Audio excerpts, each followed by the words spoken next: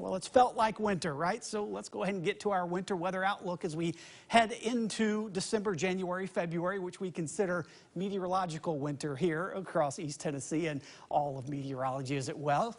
We're going to once again see a La Nina pattern. We've talked about this before. The La Nina pattern is the opposite of El Nino, which means little boy, or often referred to as Christ child, because it would happen around Christmas.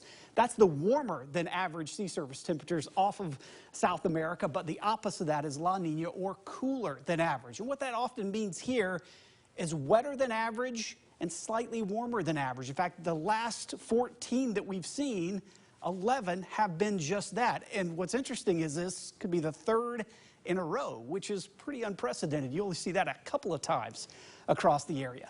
Let's see what those type patterns can do to our snowfall.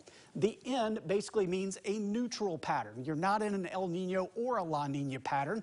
That's when we see our biggest snows, 2013, 2014. The plus showing up, those are El Nino years. They're usually a little higher than average. The stars are the La Nina patterns, which we are in now. We were 2020 and 2021, but you're saying, Ken, we had 10.7 inches of snow last year. Caveat, remember, 6.5 inches of that was in March. Technically not in your December, January, February time frame. Still, pretty decent snows last year. So let's talk about what we're looking at here.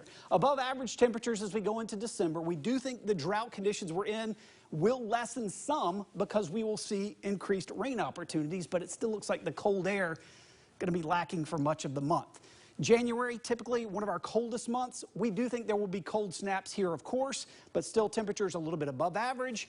We'll still see plenty of moisture opportunities, though. So all it takes is those one type events, right, where the cold air is in place and you get the moisture. Maybe our best opportunity would be later January into February, earlier in the month, because after that we start to see milder temperatures moving into the area. So what are we talking about here? About 4 to 6 inches in the valley areas. That includes Knoxville. So we're looking at slightly above average here, about 120% of average.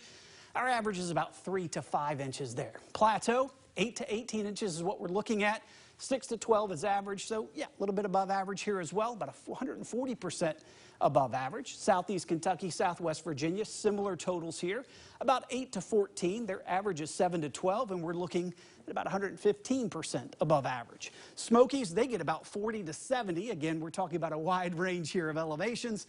70 would be up places like LeConte. That's pretty close to average, and that's pretty much what we're looking at here. As we know, it only takes one to make it a bad winter or a good winter if you're a winter weather fan. I do think with these warmer than average temperatures, though, we may see more mix opportunities, meaning maybe more rain mixed with snow, more freezing rain, or maybe sleet opportunities. But regardless, you know the WATE 6 on your side storm team. We will be here for you around the clock.